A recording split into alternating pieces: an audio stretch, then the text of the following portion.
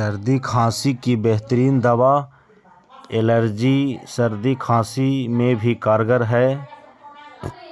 इस दवा का रिजल्ट पहले दिन से ही शुरू हो जाता है। आप लोग डॉक्टर की सलाह पर इस दवा को इस्तेमाल कर सकते हैं। बहुत ही डॉक्टर रेड्डी कंपनी की बेहतरीन दवा है। इसका उपयोग हम सर्दी खांसी एलर्जी जुकाम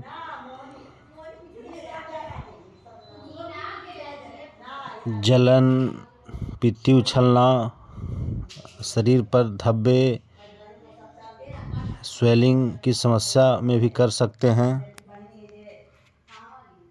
इसका उपयोग अक्सर हम लोग सर्दी एवं खांसी के रूप से राहत के लिए भी करते हैं। सर्दी एवं खांसी की बेहतरीन दवा है। छोटे बच्चों के लिए बहुत ही कारगर ड्रॉप